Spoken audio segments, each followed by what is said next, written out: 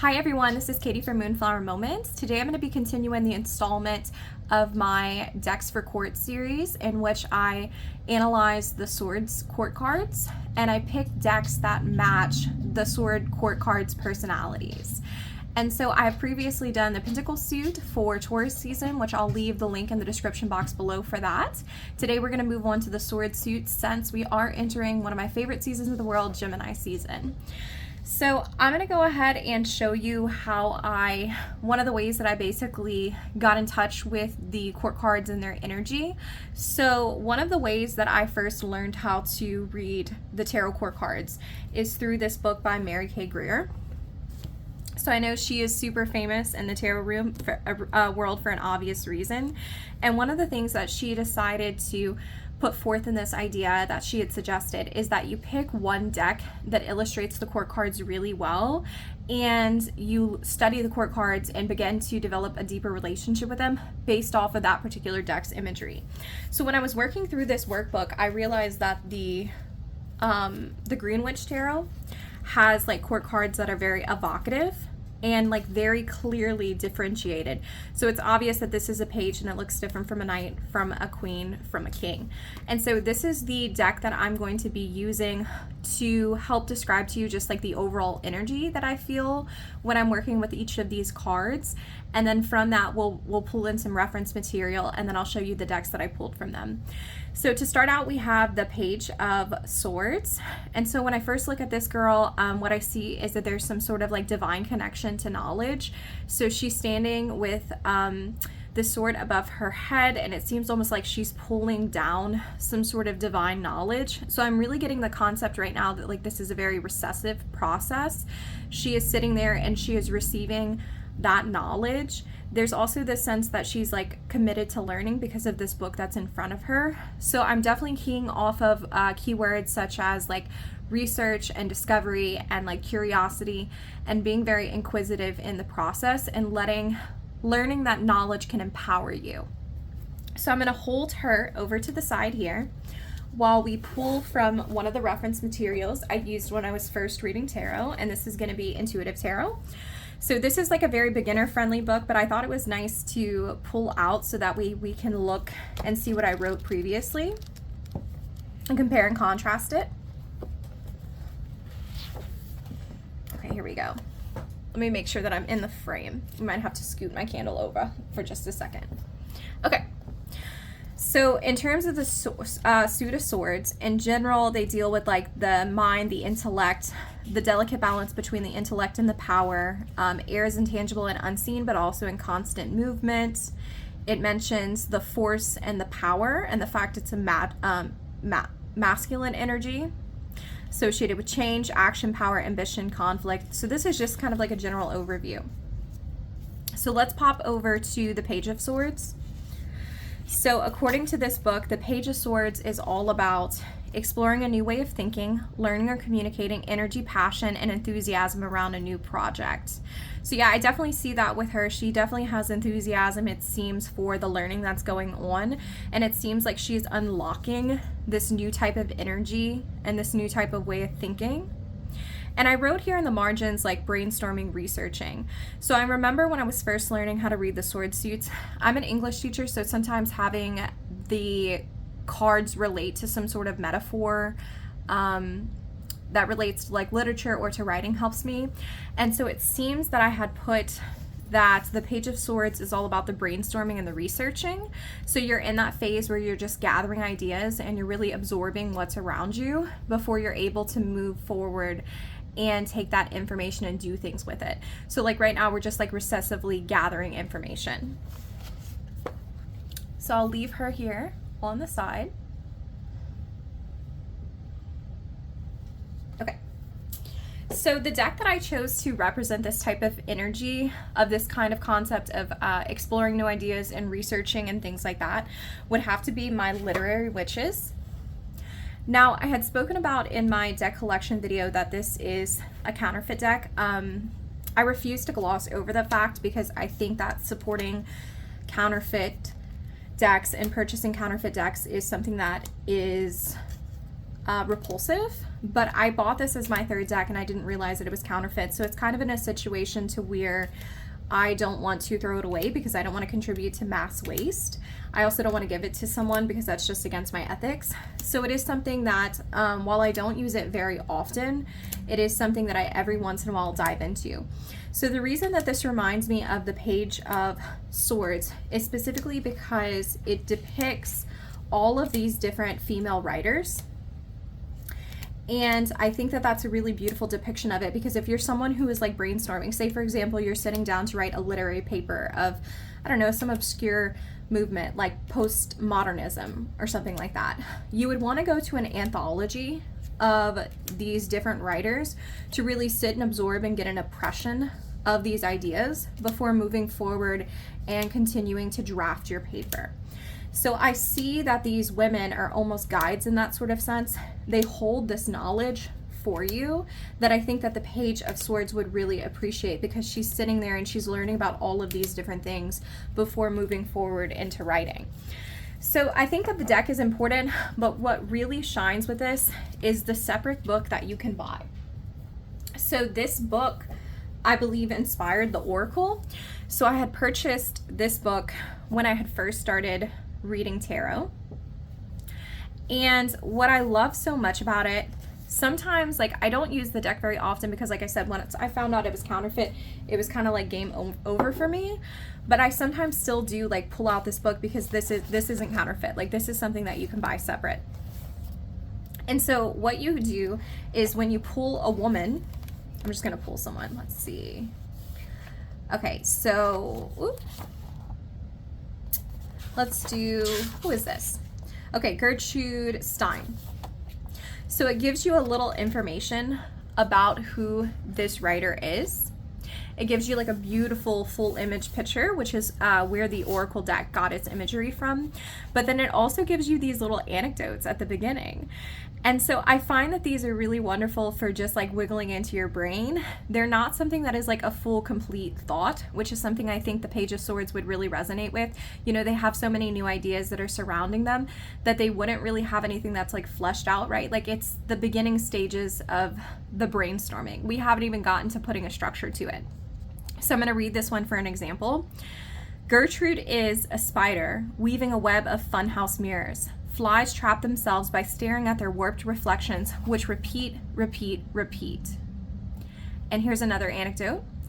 For Gertrude, each word is a hedgehog in a mental cage. Gertrude bangs at the cages with a stick. The noise is deafening. The hedgehogs grow feathers, slink into worms, slink into dragonflies, anything to get out. Only then is Gertrude satisfied. So none of these like little vignettes relate. They're all just little ideas to get your brain moving. And then down here they also have like a little bit about the author, and then you have the recommended reading down here. So the Oracle deck itself, I think, is a great Page of Swords deck, but I think that the book represents just that knowledge and the ability to learn, and that early stage in the learning when learning is still fun and it's still exciting. So if you have Literary Witches, I definitely recommend that you purchase this. Even if you don't have the Oracle deck, I think that this is worth a read like separately if you're someone who's really interested in literature. So that's my little side note. So Literary Witches is my Oracle deck for Page of Swords. I think that this is definitely a deck that I need to repurchase as a real copy. Yeah, I'm gonna leave it there. I think it's time for me to do that. Okay, so we're gonna move forward into the Knight of Swords. So this is the only card I think in the Green Witch like court system that's like pretty basic, but I still really like it. So we have this guy here and he's like charging forward. His horse almost like seems like determined. It has a sense of ambition.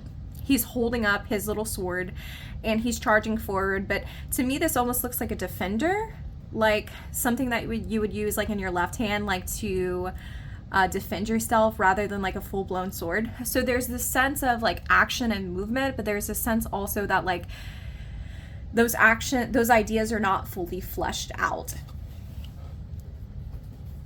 So in Intuitive Tarot,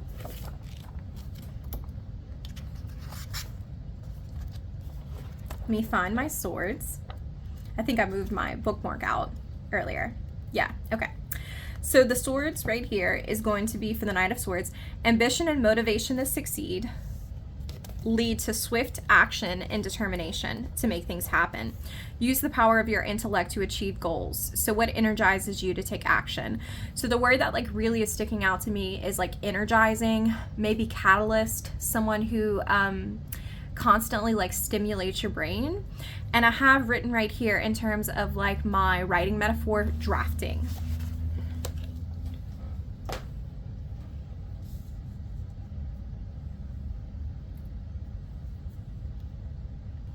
So this one I knew immediately was going to be featured in my Decks for Court series for Gemini.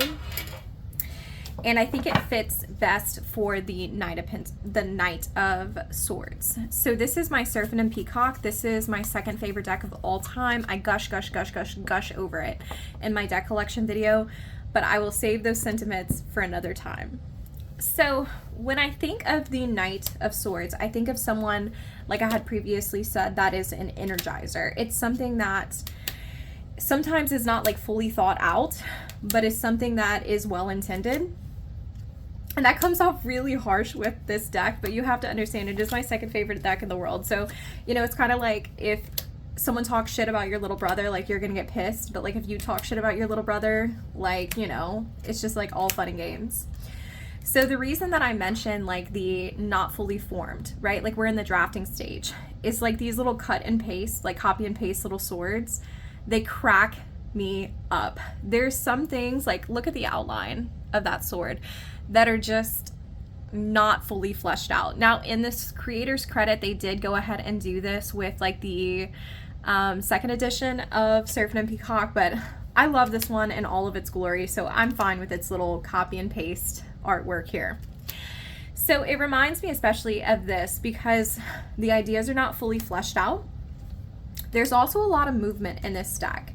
And so you can see from some of the images that this is not traditional imagery whatsoever.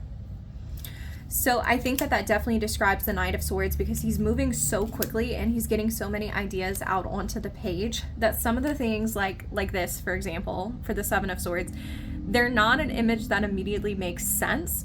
But like once you sit and ruminate over those thoughts, the thoughts that the Knight of Swords produces for you, you realize that there might be like a sliver of truth or some sort of hidden gem within the thought. So another reason that I picked this one for my Knight of Swords is because the Serpent and Peacock can be a little bit blunt with its approach.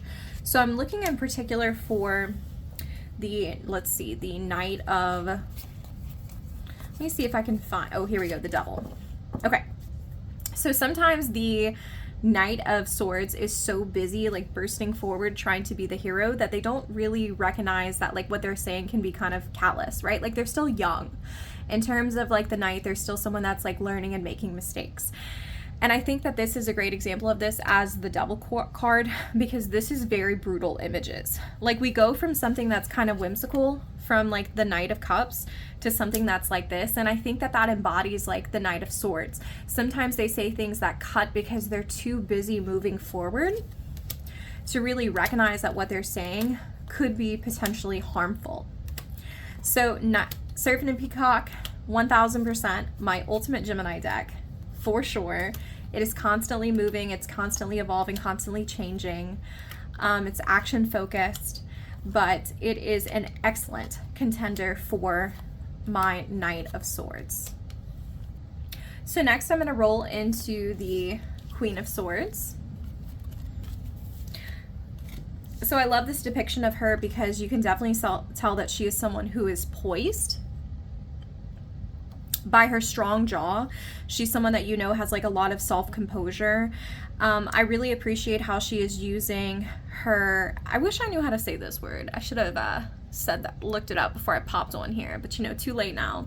She's using this particular tool to cut through these flowers that she's creating. So there's almost a sense of like how you have to be cutting and you have to use like discernment in order to create something that is beautiful or to create something that is worth your time. So I think a lot with her, like the keyword like discernment. is the main word that I use in regards to the Queen of Swords.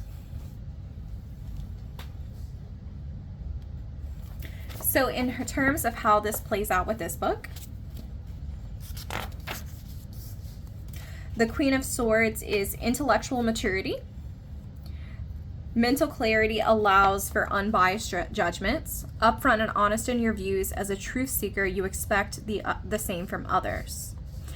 So I have for my keyword here, editing, is what it looks like for the Queen of Swords. Yeah, I think this fits because you can tell from this particular image that she is editing. You know, she's collected these blooms and now she's editing them down to make sure that these irises fit within this vase. I really love the, this is a side note, but I just love the irises here because the irises represent, they're partially on water. And I think that the queens, no matter what suit you're in, they always have that little bit of a water element with them. They're associated with water. And so I like that there's that nice touch of, yes, she is cutting, she is using discernment, but she still has that emotional depth to her. So my deck to represent the Queen of Swords is my sweet, sweet, sweet Barbara Walker. I know I talk about her a lot, but you know, we just have a good relationship. So in terms of the Barbara Walker, one of the things that I have not mentioned in terms of the swords is communication. I like that this deck has keywords, and I also like that it represents different deities from different pantheons. I think that overall that represents the swords well because it has a lot to say. Even if you're unsure of what the imagery is telling you, you can tell from the keyword, like there's that clear level of expression.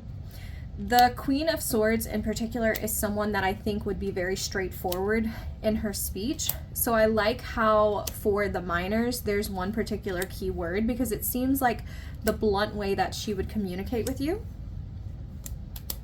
I also think that this deck, the keywords end up moving on the edge of being a little bit mean. So like Ace of Swords, like doom, that is definitely a negatively connotated keyword. So I think that that fits the reputation that the Queen of Swords has for being a truth sayer. So she's going to tell you, for example, with Eight of Swords, that, you know, there's a sense of disillusion. So you might be fooling yourself. And while that might hurt you in the moment, it is something that is meant to help you, and she's not intending to hurt you. She's just trying to get you to understand that ultimately when it comes down to it, you need to be aware of what's going on so that you can make the changes to fix whatever you need to fix. Now, back in terms of the different pantheons that are represented by the different court cards, I think it's great that we have these different groups of deities represented because the Queen of Swords is someone who would be very intellectual. And I don't think that she is someone that would try to hide that intellect for your own comfort. So it's almost as if, yes, she will speak bluntly to you, but she holds a depth of knowledge within her that she's worked her entire life for.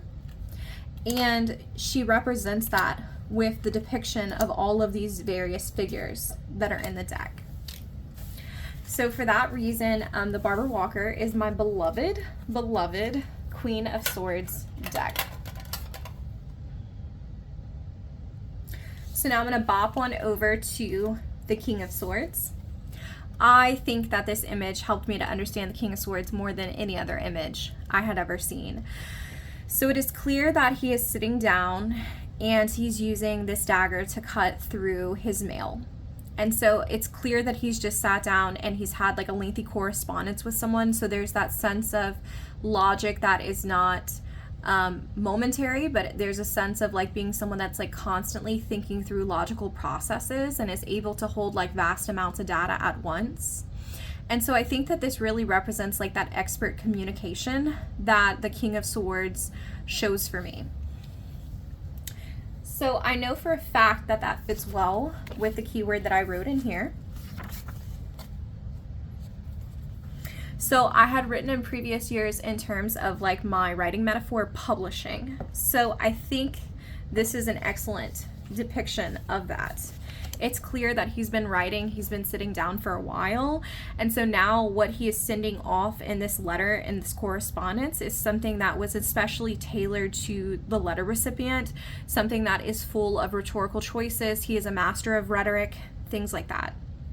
So in terms of what the book says, it says standing firm in your own truth and expressing yourself with authority and intellectual power, an impartial professional advisor and guide. So I'm hearing the words guide, I'm hearing the word like published, so it's like very polished in that way. And the message that comes is going to be something that is intended. So I'll go ahead and grab my King of Swords deck. So my King of Swords deck is going to be my Crow Tarot. So I think when it comes down to it, I have an interesting relationship with this deck because I very rarely read with it. I really just use it for altar cards. But the times that I have read with it, it just absolutely seeps with swords energy. So part of the reason is a lot of white space. Because of these white borders, it does fit into that sword space for me. But of course, because these are crows, they're up in the air. So I think overall it is just a really like intuitive, self-explanatory air deck. The reason it represents the King of Swords for me is because the crows themselves are very polished. And so when you sit down to do a reading with them, because this is an RWS clone, it stands very firm in what it is. It doesn't try to be anything else other than an RWS clone that has its own little unique take. It has its own unique voice. And I think that this is a great deck to use as an advisor or a guide because the imagery is so familiar that I think that it does steer you in the right direction. There's a reason that RWS has stood the test of time and has been around as long as it has, and that's primarily because the RWS system is a clear reader for most people. And so I think that that makes it into the guide, into the truth sayer, into the polished version of a system. Right? Like it definitely is doing its own thing, which is true to the King of Swords. He's not willing to compromise for the sake of other people. He stands firm in his truth, but he does represent a lineage of authority that comes before him. So for that reason, the Crow Tarot is going to be my King of Swords deck. So I thank you guys so much for watching this. This is one of my favorite series to do because it really makes me sit and ponder what it is that I know about these court cards and essentially where am I getting this information. You know, I like to look at my old reference materials and see if my opinions have changed. And I think for the case of this, the idea of seeing this as brainstorming and then drafting and then editing and then polishing and publishing really is something that sticks out to me, especially for this suit. But I think those basic ideas can be applied to other suits as well. So I'm so appreciative of you taking this time to like watch this video. I hope that you learned something. I hope that you take inspiration for viewing your decks in a similar capacity or even in a new capacity of any kind. So I really appreciate y'all being here. I hope that Gemini season treats you well. And if you enjoyed this video and you haven't seen it already, please go check out my Pentacles version of this. So thank y'all so much. Have a beautiful day.